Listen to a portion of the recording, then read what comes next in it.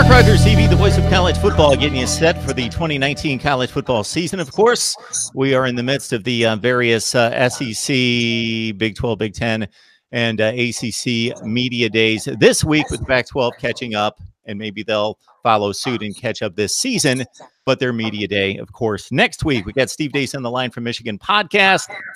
So the framework of this conversation, folks, centers around Steve's 60-page college football breakdown and preview for 2019.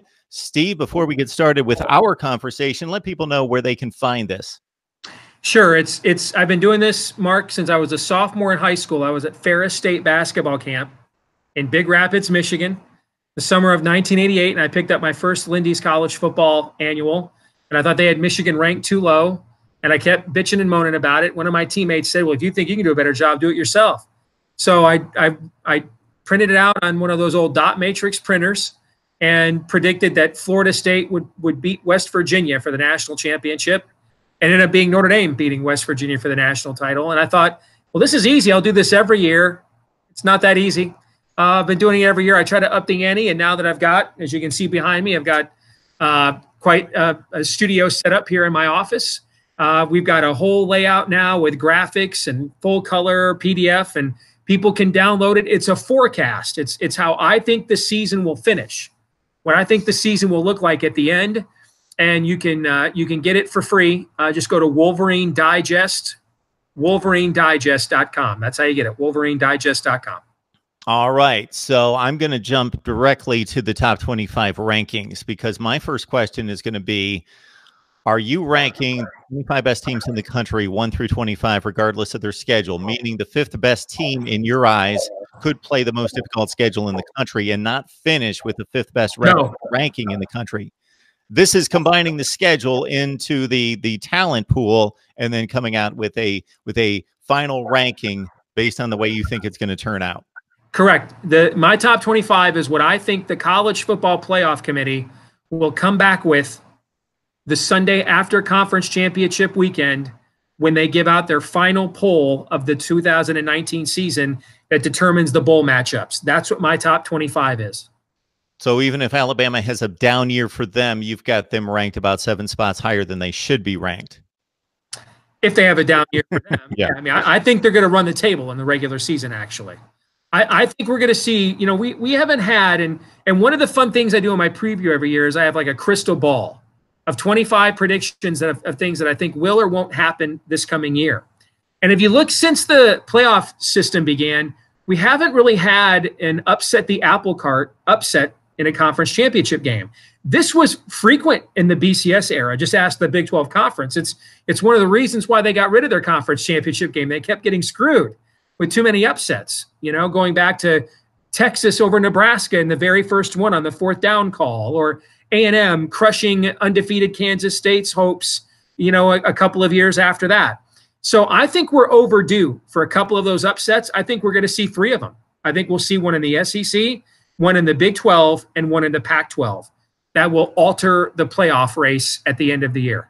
So in one of these scenarios, one of 2 things I can conceive to happen. One would be that the winning team of that conference championship has knocked out a team that would have made the playoff, and maybe nobody makes it from that conference, or they have elevated themselves into a playoff spot in an upset fashion that few expected and knocked another team out.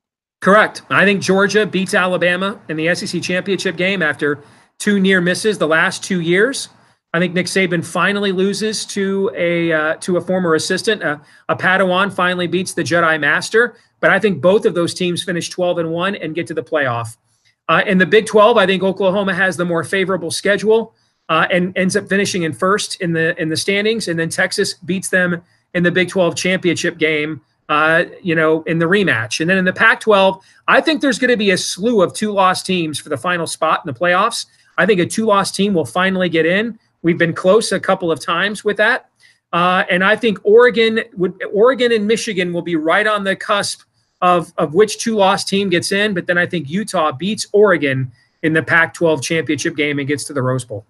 So your Big 12 and SEC scenarios sound vaguely familiar to what I predicted last year, because they are exactly the scenario in which a 2-seed Texas team would upset Oklahoma. It almost happened. They took them down to the last 4 or 5 minutes. Didn't happen. In Georgia, Alabama, I had as 2 college football playoff participants, despite a Georgia win over Alabama in the SEC. And I've yet to make my predictions. But when you do something to the degree that Steve does it here with the 60-page preview, you don't have that luxury to wait until 3 days before the season to say, hey, now I know the way this thing's going to end. Correct. Because yes. I'm one of those it's difficult for me to pull the trigger on predictions week to week and for the season as well. But again, man, when you put it together a deal like this, it's really good stuff. And all the things that people love to argue about and see: position rankings, preseason news and notes, coaches' power ratings, the Power 5 breakdown, and again, the top 25 here.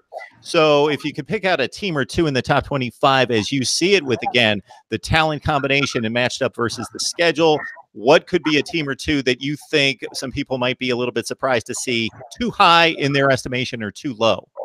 I think Utah, people will be surprised to see them too high, as high as I do. I love their schedule. Remember, they were right there with Washington in the Pac-12 championship game last year, and they had Zach Moss and Tyler Huntley out of that game. This year, they've got the same kind of team Kyle Whittingham typically has, built on defense, strong in the trenches. But now those guys are back to give them more of an offensive playmaking, a point that they didn't have at the end of last year. So I think people might think I have Utah higher than I should. When I look at teams that I have maybe low, also higher, I think I'm higher on USC. I think the first month schedule is a murderer's row, but if they can get past that, it's pretty winnable. I love the switch to the new offense with the air raid. They've got the exact kind of skill talent to pull that off. So I'm a little bit higher on USC with its overall talent than maybe a lot of other people are. I'm a little bit higher on Michigan State than some other people are. You might remember last year I said that I wasn't as high on them as most were because I didn't like their depth. The 2016 recruiting class was basically a wash. If they ran into injuries in a deep Big Ten, they were going to be in trouble. Well, that's exactly what happened, Mark. They ran into injuries and they were in trouble. This year, I think they're finally beginning to kind of build out of that. But I think the defensive front 7 they have is maybe the best in college football, except for maybe Baton Rouge or Tuscaloosa. I can't believe Brian Lewerke will be as injured or as bad as he was last year. He doesn't have to return to 2017. If he can be somewhere in between those 2 years, I could see them being a 9-win kind of a team. I'm lower on Penn State than a lot of people are. I think that's a 2020 team. I think they've had the second most attrition in the offseason. I keep track of this throughout the course of the year to build my power ratings. And the teams with the 2 in the Power 5, the teams that have the top 2 attritions are Clemson and Penn State. And when I mean attrition, I'm not counting people who graduated. I'm talking guys who were eligible to be on the roster this year who chose for various reasons not to be, or that decision was made for them with off-the-field problems. So I think Penn State's about a year away. Auburn is a team that, in terms of its total roster, I have it as the 11th most talented roster in America. But that schedule, it's like a Vladimir Putin Twitter egg, put that schedule together. That schedule, if I could define it in one term, it would be buyout.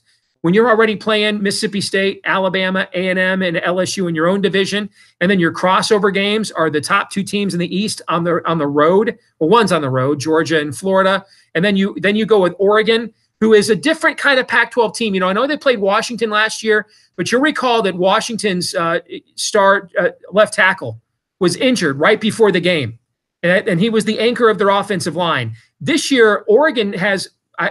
Oregon, I think, has one of the best offensive lines returning in college football. So they can produce, I think, a stalemate against that Auburn defensive front. And there's a huge advantage for Oregon at quarterback. You have maybe the number 1 pick in the draft against, Nix or Gatewood. Those are freshmen. The other one's a redshirt freshman. So now that's your non-conference opener. I don't know how they get out of. I think I'm being kind in giving them only 4 losses. So I'm lower on them. I am not as high on Nebraska. I do think they'll be better. Phil Steele putting him in the Rose Bowl. I don't think the line play and the defensive depth is there yet for them. I think that's another 2020 team. If you were to ask me, I'm not really sure who to be high on in the ACC other than Clemson. I think that's kind of a Wheel of Destiny league once you get past them.